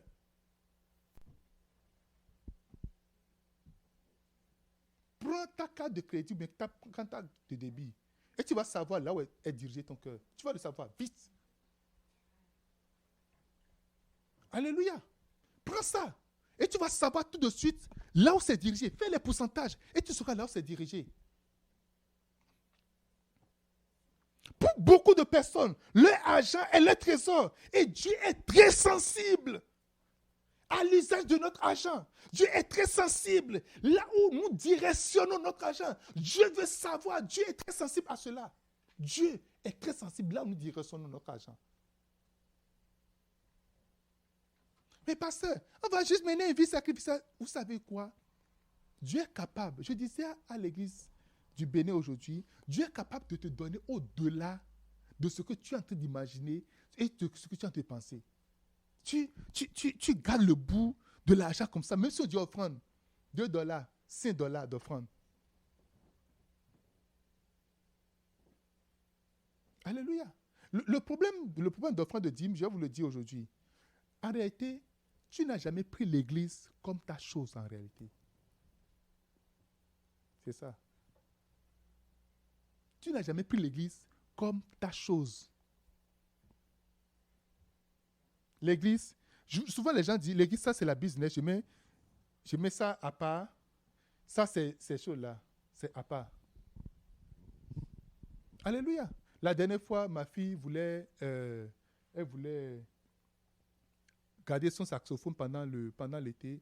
Et pour garder le saxophone, il faut déposer $300. Elle n'aimait pas venir me voir. Elle a été voir sa soeur lui a donné $300 cash, va déposer là-bas. Alléluia. Mais elle va dire, chez les miens, je suis en train de semer $300 dans ta vie et je veux récolter ça. Hein? C'est sa soeur. Elle ne peut pas dire ça. Elle a sorti ça. Donc, est-ce que vous pensez qu'il n'y a pas des gens qui ont besoin de $300? Oui. C'est sa soeur. Elle ne m'a pas consulté. Elle n'est pas venue me voir dire, je vais donner 300, je vais remettre $300 chez les miels, tout ça. Elle ne m'a pas consulté. Elle vient et moi j'ai dit non. Retournez les $300. J'ai juste blagué et puis mais elle a retourné ça encore. Je dis non, vous pouvez encore amener ça. Alléluia. Qu'est-ce que je veux dire par là? Quand la chose t'appartient, quand c'est ta voiture, tu veux dépenser dedans sans réfléchir. Quand c'est ta maison, tu peux dépenser sans réfléchir. Quand tu vas au restaurant, tu peux manger sans réfléchir. Mais quand il s'agit de Dieu, mais j'avais dit que toute l'année, mon offrande, c'est $40. Et j'ai déjà donné mes $40 par chose là. C'est correct. Non. C'est fini. Combien de fois tu t'es dit, j'avais déjà dit, j'irai au restaurant une seule fois par semaine, ou bien par mois. Et maintenant, après, tu te retrouves encore au restaurant. Combien de fois tu t'es dit ça? Tu as des imprévus dans la vie, mais tu n'as pas d'imprévus pour offrande. Alléluia. Tu es d'accord que peut y avoir des imprévus pour toi qui vont venir. Mais pour Dieu, j'ai dit, au début de l'année, je vais donner ma dîme et je donne ma dîme. Je vais donner mon offrande et je donne mon offrande. Bye bye, c'est fini. Mon frère, Dieu dit, là où est ton trésor, là également sera ton cœur. Là où tu vois que c'est la maison de mon trésor, c'est là que... Et Dieu recherche ton cœur en réalité. Dieu dit, je veux ton cœur. Il dit, l'argent c'est à moi. Ce qu'il est en train de dire là, c'est quoi? L'argent, ce n'est pas à toi. Et il faut avoir confiance en Dieu. Parce qu'en réalité, tout ce qui concerne l'argent c'est le problème de monnaie. Tout ce qui concerne l'argent. Et quand l'argent, je dis souvent à mon épouse, et ce n'est pas, c'est Bishop Da qui le dit, et Bishop Da, c'est quelqu'un d'autre qui l'a dit également, dit, l'argent, c'est le Dieu des gens. Il ne faut pas avoir affaire avec l'argent avec les gens. Vous pouvez trouver quand l'argent rentre en jeu. Moi, j'ai du mal à faire d'argent. Je ne veux jamais avoir problème d'argent avec qui que ce soit. Jamais. Jamais. Alléluia. Dieu dit, l'argent là, c'est à moi. Et quand il dit l'argent, c'est à moi, il faut avoir confiance en lui. Avoir confiance en lui pour dire que je vais avoir toujours assez parce que je suis son gestionnaire. Tous ceux qui prennent Dieu comme le boss de leur portefeuille et eux autres comme le gestionnaire ne manqueront jamais de rien. Tu ne manqueras jamais de rien. Des fois, on fait même des calculs, de petits calculs. Oh Dieu, ceci, tout cela. On fait des petits calculs. Est-ce que pour donner de l'argent à ton enfant pour qu'il aille manger, est-ce que tu fais des calculs? Pour amener tes enfants, pour acheter des choses dans les boutiques, est-ce que tu fais des calculs? L'anniversaire de tes enfants, est-ce que tu fais des calculs? Mais pour Dieu, non. C'est pour l'église. Hein. Écoute, l'église a son argent et puis, c'est correct. Il faut que l'église... Alléluia. Quelqu'un me dise Amen. Je vais te dire une chose. Actes chapitre 10, verset 31. Et je suis en train de descendre maintenant.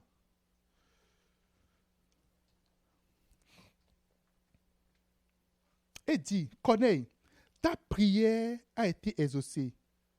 Et Dieu s'est souvenu de tes aumônes. Chaque argent que tu apportes dans la maison du Seigneur, ça monte. Dieu regarde les transferts que tu fais. les transactions que tu fais.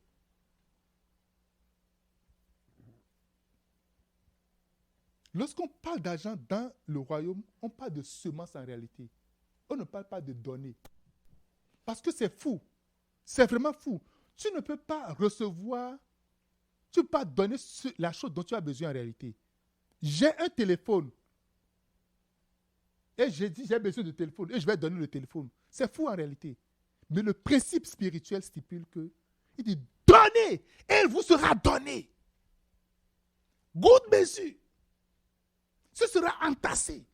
Donnez et vous sera donné. C'est uniquement dans le système du royaume, dans le système spirituel que tu donnes et ça te sera donné. Alléluia. Tu dois apprendre à être fidèle dans tes finances. Et je vais aller au-delà. Comment est-ce que tu dépenses ton argent? Beaucoup de gens se laissent à la portée des dettes. Parce que la banque sait que 80-90% des gens ne sont pas capables de payer leurs dettes.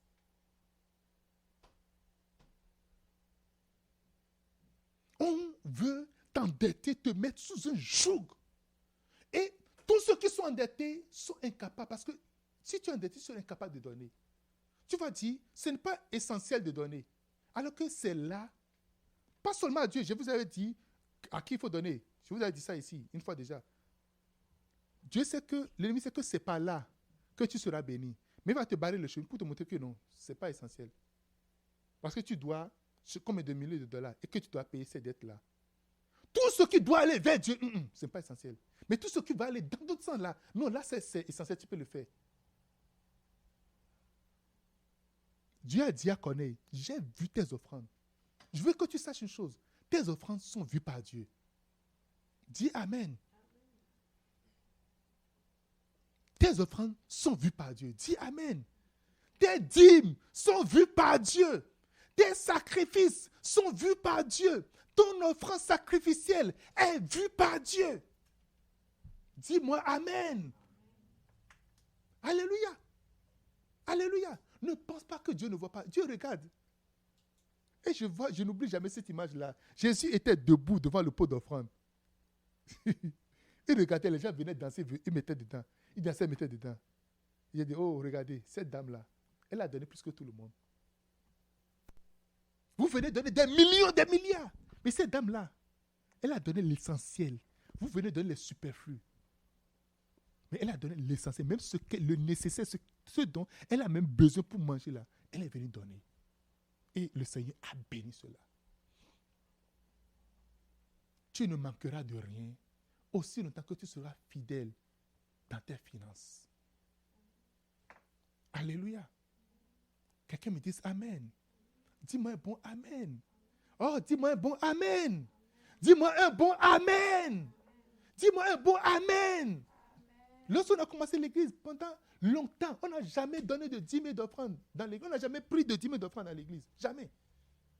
Ce c'est que pour comment on appelle, pour que l'église roule, c'était les dîmes de mon épouse et de moi et de mes enfants qu'on a donné pour rouler ça. Et regardez, j'étais tellement rigoureux là-dessus. Il n'y a pas de supervision, il n'y a rien de ça. J'étais rigoureux là-dessus.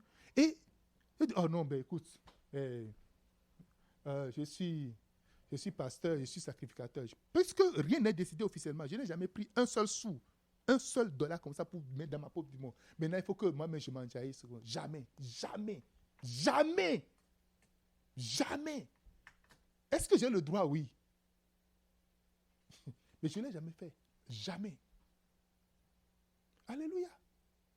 Parce que j'ai regardé à gauche. Peut-être il y a quelqu'un là. Il y a peut-être quelqu'un à droite. Il y a quelqu'un peut-être devant. Il y a quelqu'un peut-être devant. Mais il n'y a personne en haut pour suivre celui qui est en haut. Il n'y a personne pour suivre celui qui est en haut. Lorsque depuis mon enfance, par rapport à l'argent, depuis mon enfance, quand j'étais tout jeune, à l'église, c'est moi je comptais l'argent de l'église. Quand on finissait, mon père était le pasteur laïc, l'ancien principal là, et je venais, c'est moi qui comptais l'argent. Et vous savez ce que je faisais?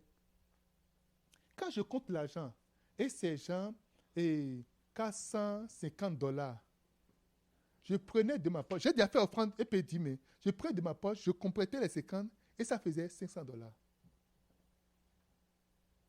Alléluia. J'arrondissais toujours parce que mais normalement, ce n'est pas quelque chose qui... Mais je vois mal qu'on donne de trucs là. Et j'arrondissais jusqu'à ce qu'après, on m'a retiré pour le comptable. Même les gens, ils m'ont retiré pour le comptable. Mais tout le temps, quand je fais, je compte, je vois que ça c'est arrondi. Je dis, non, c'est pas trop bien. Je prends l'argent de ma poche et je mets dedans.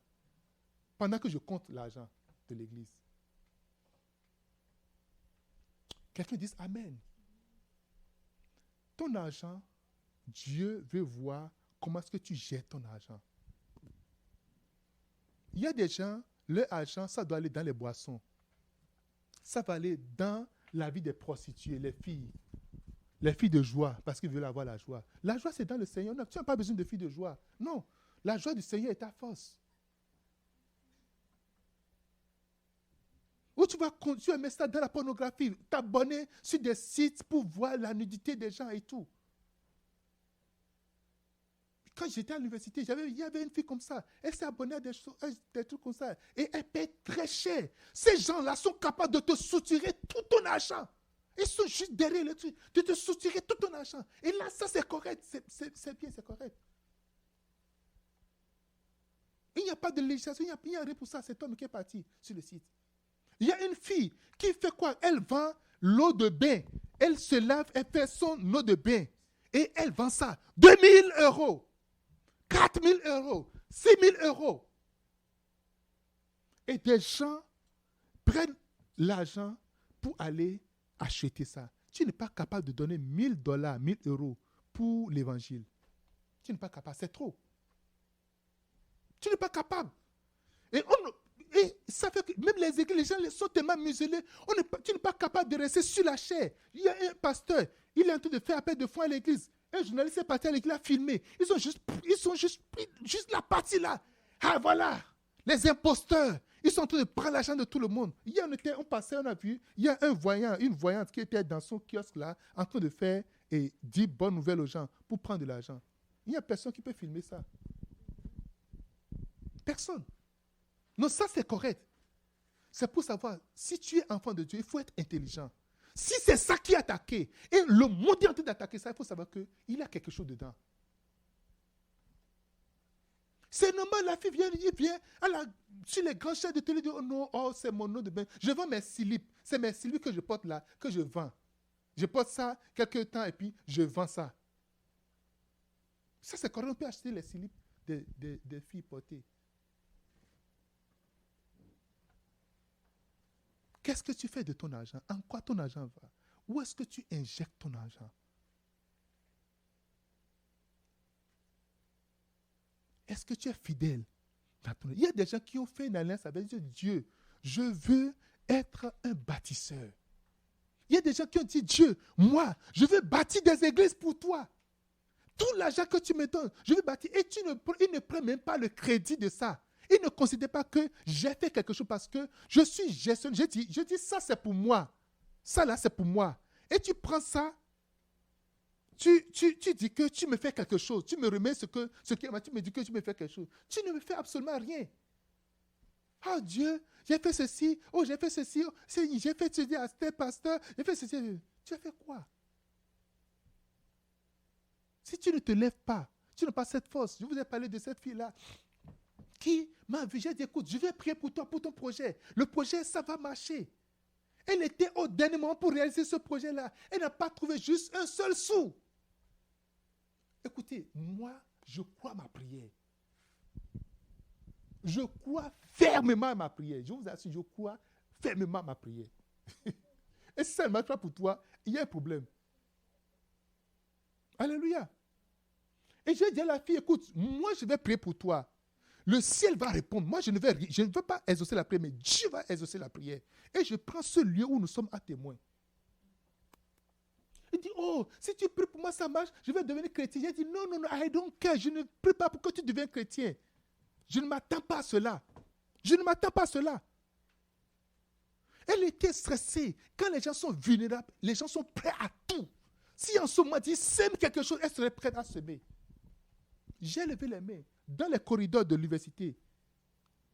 J'ai dit, Seigneur, souviens-toi, voici le projet que cette fille veut faire. Elle veut apporter de l'eau potable à une population que je connais, une population qui est sans eau potable. Seigneur, pouvoir, ouvre-lui les portes. Fais. Vous savez, le miracle là, quand le miracle vient dans ta vie, généralement, on ne voit pas ça comme un miracle. Généralement, on veut voir que le miracle, ça va tomber du ciel, boum, comme ça, là, on sait que c'est le miracle. On ne croit pas que ça, c'est un miracle. Alléluia. Quelqu'un dise Amen. Dis-moi Amen. Le fait que Dieu te donne même une église, ça peut être un miracle pour toi. Et j'ai prié pour cette fille. Quand j'ai prié pour elle, la même semaine, elle a passé une émission à la radio et il y a une dame qui l'a appelée. Et la dame lui a dit, je peux t'aider. Cette dame-là, on ne sait pas par quel moyen, pour résumer tout. La dame ne lui a pas donné de l'argent.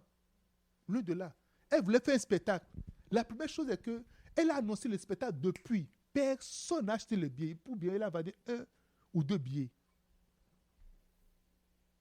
Mais à la fin de tout, elle a vendu tous les billets et elle a eu 2 fois l'argent du projet de construction de forage de puits. 2 fois l'argent. 2 fois et plus. Maintenant, le temps du bilan est venu. Elle m'appelle. Elle dit, comment ça va? Elle dit, ça va bien. Elle dit, oui. Elle me parlait, elle dit, waouh. Elle dit, alors la prière marche. Elle a dit, je cite, je ne suis pas vraiment sûr que si c'est la prière ou pas, parce que j'ai travaillé très fort. J'ai dit, waouh. L'homme, lorsque tu reçois ce que tu vois, on a autre langage, on ne voit plus rien. J'ai travaillé très fort, j'ai dit, waouh, j'ai dit, oh, ok, well, mais moi je me souviens que j'avais prié en ce moment. Ce que nous allons faire, je vais reprier et je vais dire à Dieu, telle fille, que je ne veux pas donner le nom, elle a travaillé très fort pour avoir son argent. Mais je me rappelle que j'avais prié en ce moment, j'étais impliqué dans ce projet-là. Maintenant, enlève ta main, je ne crois plus que tu as fait quelque chose. Il faut quitter le projet. J'ai dit, est-ce que tu es d'accord avec moi? Parce que le jour-là, je t'ai tenu par la main et j'ai dit, nous nous accordons et j'ai prié. J'ai dit, est-ce que tu es d'accord? Je vais prier encore pour dire à Dieu. Dieu, j'avais prié en ce moment, mais je pense que tu n'as pas fait le travail. La fille, elle a travaillé très fort pour pouvoir avoir tout son argent là, pour faire le projet. Ce n'est pas toi qui l'as fait. Elle dit, hey, tu veux gâter mon affaire ou quoi? Je ne veux pas gâter. Si la présence de Dieu est égale à son absence, pourquoi est-ce que tu veux que sa présence soit là? Non, je vais lui dire qu'il n'a rien fait. Et le débat est clos là. Les gens sont arrêtés hypocrites en fait. C'est pour finir pour te dire que les gens sont arrêtés hypocrites. Même quand ils oublient, ils savent vraiment d'où est-ce que ça vient. Alléluia. Il ne faut pas oublier. N'oublie pas que tu étais dans la galère avant et Dieu t'a élevé. N'oublie pas d'où est-ce que tu es venu. N'oublie pas que l'argent que tu as aujourd'hui, d'autres personnes ont les mêmes niveaux, ont la même position, ont les mêmes caractéristiques et n'ont pas l'argent que tu as aujourd'hui. Et reconnais au Seigneur. La Bible dit, lorsque tu auras mangé, tu seras rassasié. Souviens-toi de l'Éternel. Mon frère, souviens-toi de l'Éternel. Pendant que tu dis, quand je serai riche. Non, c'est maintenant que tu es riche. C'est maintenant que tu vas te souvenir de l'Éternel. Dieu n'a pas besoin de la quantité de l'argent, mais il a besoin de la qualité de ton cœur et de la qualité de l'argent que tu lui donnes. Dieu n'a pas besoin de la quantité, mais Dieu a besoin de cette qualité-là. Quelle qualité tu offres au Seigneur? Quelle qualité tu offres au Seigneur? N'oublie pas que lorsque Abel et Caïn, ils ont offert le sacrifice, la Bible dit, Dieu accepta, il a agréé Abel, il a aimé, il a accepté Abel et son sacrifice. Et il a rejeté Caïn et son sacrifice. Dieu regarde d'abord le cœur avant de regarder ce que tu apportes. Tu viens, tu me dis, tiens. C'est différent de, tiens. C'est très différent. Est-ce que c'est le même téléphone? Oui. Mais l'action, l'émotion, la joie. C'est pour ça que quand on veut apporter nos offrandes devant le Seigneur, dit, il faut danser, il faut être reconnaissant, Seigneur. Seigneur, même si tu ne me bénis pas, mais si tu ne me donnes plus rien dans la vie, il n'aura pas question que je me lamente, que je me plaigne. Oui, il n'y aura pas question que je t'insulte. Il n'y aura pas question que je me plaigne de quoi que ce soit te concernant. Il faut venir à ce point-là. Mais non, mais tous ceux qui ont mon diplôme là, mais ils sont directeurs, ou bien ils sont, et ceci, et maintenant, moi je suis là, et tout cela, mon frère. Si tu n'as pas la force, est-ce que tu peux te lever? Réponds-moi. Si tu n'as pas la force, est-ce que tu peux te lever? Et qui te donne cette force-là? Cet homme qui a travaillé, qui a amassé plein de richesses, il était là maintenant, à être très content. Et Dieu lui a dit, regarde, même cette nuit-là, je vais te l'arracher. On va voir ce que tu as amassé là, qui va jouir de ça? Qui va bénéficier de ça?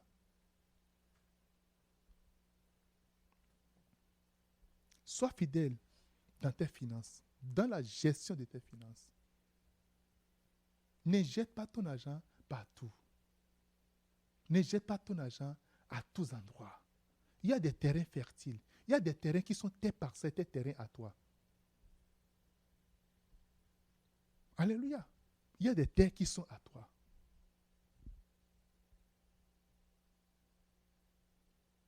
Quelqu'un me dise Amen. Oh, dis-moi Amen.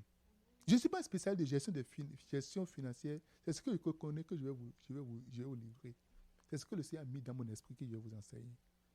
Il y a beaucoup de gens qui peuvent vous dire encore beaucoup de choses. Mais moi, je vais m'arrêter ici aujourd'hui. Et ce que je ne vous ai pas dit, Dieu lui-même va vous le dire. Car je crois, Jean 14, verset 26, mais pendant que je demeure avec vous, le Saint-Esprit, le consolateur que le Père enverra à mon nom, vous enseignera toutes choses et vous rappellera tout ce que je vous ai dit. C'est-à-dire, il va enseigner de nouvelles choses. Recevez de nouvelles choses en vous au nom de Jésus de Nazareth. Ce que je dois dire et je n'ai pas dit, ce que je dois dire et que je ne connais pas même, le Saint-Esprit connaît cela. Recevez cela au nom de Jésus de Nazareth. Recevez l'intelligence céleste au nom de Jésus-Christ. Recevez l'intelligence céleste dans le nom de Jésus de Nazareth. Rentrez en possession de cela. Je prie. Maintenant, tenez-vous sur vos pieds. Je vais prier pour vous. Tenez-vous sur vos pieds. Je vais prier pour vous. La fidélité, c'est également un manteau qu'on ne voit pas, un manteau invisible. L'infidélité est appelée injustice. Que cette injustice-là quitte ta vie au nom de Jésus de Nazareth. Que cette injustice quitte ta vie au nom de Jésus-Christ. Maintenant, commence par trouver de valeur aux petites choses qu'on te confie dans le nom de Jésus de Nazareth. Donne de valeur aux petites choses au nom puissant de Jésus-Christ. Maintenant, dans le nom de Jésus, que ce qui n'est pas à toi, que tu as la grâce de gérer, de gouverner. Maintenant, accorde-toi avec le Seigneur et travaille au nom de Jésus de Nazareth. Donne-toi et donne de la valeur à cela dans le nom de Jésus de Nazareth. Recevez maintenant l'esprit bien disposé. Car si tu n'as pas un esprit bien disposé, tu seras en train de voir autre chose. Tu seras en train de voir ce que tu ne veux pas voir. Et tu seras en train d'être distrait. Maintenant, j'enlève en toi toute distraction dans le nom de Jésus de Nazareth. Les finances, là où ton cœur est, là sera ton trésor. Là où est ton trésor, là serait ton cœur également. Je prie et je redirectionne ton cœur vers le Seigneur au nom de Jésus-Christ. Que tout ce qui concerne le Seigneur te concerne au nom de Jésus-Christ. Recherchez le royaume des cieux et sa justice premièrement. Et toutes les autres choses vont vous suivre. Maintenant, que la recherche du royaume des cieux te pousse à gérer tes finances selon le royaume dans le nom de Jésus de Nazareth. À présent, que la grâce de Dieu t'accompagne. Que sa faveur t'accompagne et que dans ce processus de fidélité, que tu sois fidèle au-delà des 3 choses que je viens de citer, que tu sois fidèle avec ton mari, que tu sois fidèle dans ton travail, que tu sois fidèle dans tes idées, que tu sois fidèle avec le Seigneur, que tu sois fidèle dans tout, dans le nom de Jésus de Nazareth, afin de rentrer dans ta destinée prophétique. Recevez-le au nom de Jésus-Christ. Recevez dans le nom de Jésus-Christ. Recevez dans le nom de Jésus-Christ. Recevez au nom de Jésus-Christ. Soyez bénis. Ne soyez pas maudits. Soyez bénis au nom de Jésus. Je prie que l'Esprit que les portes de ton entendement s'ouvrent et que tu reçoives la bénédiction qui vient d'en haut. Dans le nom de Jésus de Nazareth. Dans le nom de Jésus de Nazareth. Dans le puissant nom de Jésus de Nazareth. La ratin kabrodabakosta. Manzo kati. Latakora bradaba. Je vois dans la main de quelqu'un, c'est comme si je vois quelque chose de jaune. C'est comme si c'est de l'or qu'on a amassé, qu'on a te remettre. Ah, je crois à cela, car l'habitude, à moi l'argent, à moi l'or. Reçois l'or au nom de Jésus-Christ. Reçois l'or au nom de Jésus-Christ. Recevez l'or dans le nom de Jésus-Christ. Recevez l'argent au nom de Jésus. À partir d'aujourd'hui, tu ne seras plus jamais cupide au nom de Jésus de Nazareth. À partir d'aujourd'hui, l'argent ne serait pas ton maître, mais ton esclave. Dans le nom de Jésus de Nazareth, recevez cela au nom de Jésus-Christ. Recevez au nom de Jésus. Recevez au nom de Jésus. Recevez dans le nom de Jésus. Recevez dans le nom de Jésus de Nazareth. Maintenant, tu passes à une autre dimension. Tu franchis, tu passes à une autre dimension. Dans le nom de Jésus-Christ. Lorsque tu t'es arrêté, tu passes à une autre dimension au nom de Jésus de Nazareth. À présent, je chasse l'esprit de mort de tes finances. Je te sors de ce lieu de mort. Je les chasse de toi au nom de Jésus de Nazareth. Je chasse l'esprit de mort dans tes finances. Dans le nom de Jésus de Nazareth. Prospère à tous égards. Au nom de Jésus-Christ. Prospère à tous égards. Dans le nom de Jésus de Nazareth. Tout ce qui est mort en toi reçoive une nouvelle vie. Dans le nom de Jésus-Christ. Merci Seigneur. Sois honoré. Maintenant, d'étape en étape. Vas-y avec le raisonnement du ciel et non le raisonnement personnel, et non le raisonnement humain, et non le raisonnement académique. Vas-y tel que Joseph est avancé jusqu'au palais. Vas-y maintenant au nom de Jésus-Christ. Que l'Esprit de Dieu te remplisse. Au nom de Jésus de Nazareth. Amen, amen, amen.